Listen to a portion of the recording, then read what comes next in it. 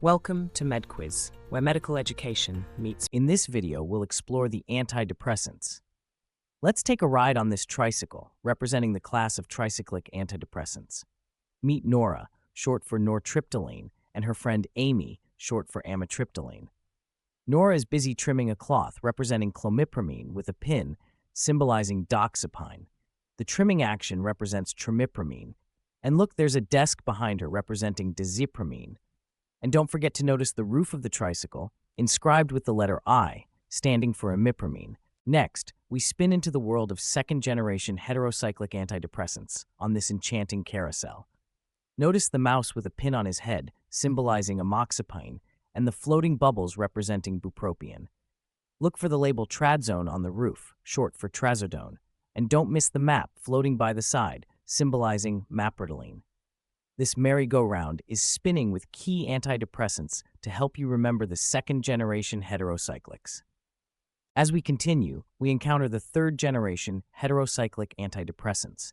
This larger carousel, with its golden dome, houses the key players like venlafaxine and mirtazapine, helping us navigate through their mechanisms.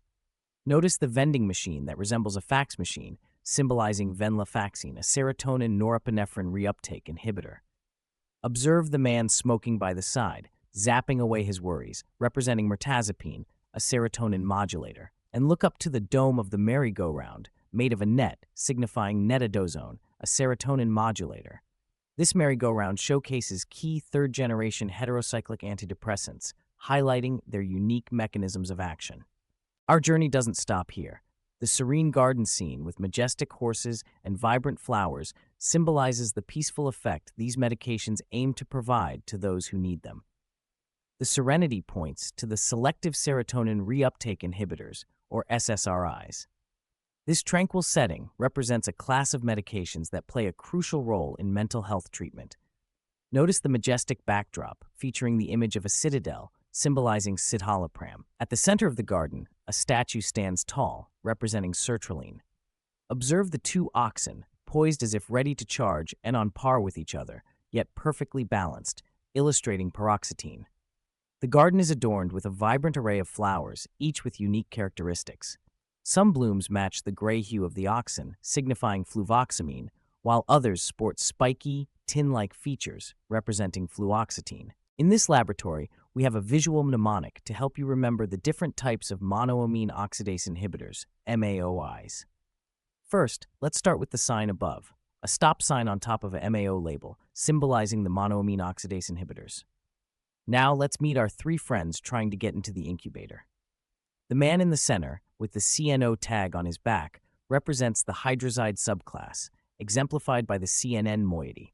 He's wearing a funnel on his head, symbolizing phenelzine, and has a wristband with the letters IC, representing isocarboxazid. He's holding onto both doors firmly, indicating that the hydrazides are non-selective inhibitors of both MAOA and MAOB combined irreversibly with the enzyme. To his right, we have the man with the no CNN tag, representing the non-hydrazide subclass, which lacks the CNN moiety. He has a feminine appearance from behind, with freckles on his butt, suggesting he's a trans woman and symbolizing tranylcypromine. He's pointing to both doors but isn't touching them, indicating that non-hydrazides are non-selective inhibitors of MAOA and MAOB and reversibly inhibit the enzyme. Finally, we have the man on the far left with the letter M written on his back, representing the moclobemide subclass. He's pointing to door A only, indicating that these drugs are MAOA selective inhibitors. Remember, this visual mnemonic will help you keep track of the different MAOIs and their characteristics. Just recall the three men trying to get into the incubator, and you'll be able to distinguish between the hydrazide, non-hydrazide, and moclobemide subclasses. In this scene, we'll discuss the adverse effects of antidepressants. Meet our patient on the stretcher, who's experiencing a multitude of uncomfortable symptoms. First, notice his size. He's gained weight due to metabolic and endocrine changes and is also experiencing sexual disturbances. As he screams in discomfort, you'll notice his squinted eyes, struggling to face the sun directly, a result of antimuscarinic effects causing blurred vision. He's been given an antidepressant, but it's led to insomnia, leaving him sleepless and agitated. His hands grasp the stretcher tightly as he shakes vigorously, experiencing a seizure, a neurologic adverse effect. Notice his strained expression. He's struggling to relieve himself, but antimuscarinic effects have caused urinary hesitance, leaving him immobilized. In front of the stretcher, a young man rushes by, looking confused and in a hurry. He's experiencing antimuscarinic effects like confusion and constipation, leading him to rush to the restroom. Beside the stretcher, a woman in a wheelchair struggles with cardiovascular issues, experiencing orthostatic hypotension, which causes dizziness when standing up.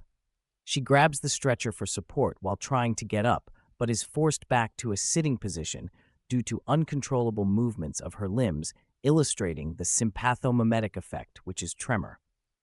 Remember, it's essential to be aware of these potential side effects when treating depression to ensure proper care and management for patients.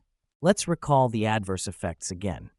The sympathomimetic effects of these drugs include tremor and insomnia. The metabolic endocrine effects include weight gain and sexual disturbances, as symbolized by the obese man on the stretcher. One important neurologic effect is seizures, as demonstrated by the obese man clutching the sides of the stretcher in a tonic episode. Aggravation of psychosis can also be seen with these drugs. Antimuscarinic effects include blurred vision, constipation, urinary hesitance, and confusion. Don't forget sedation. And finally, cardiovascular effects like orthostatic hypotension and arrhythmia may also be seen.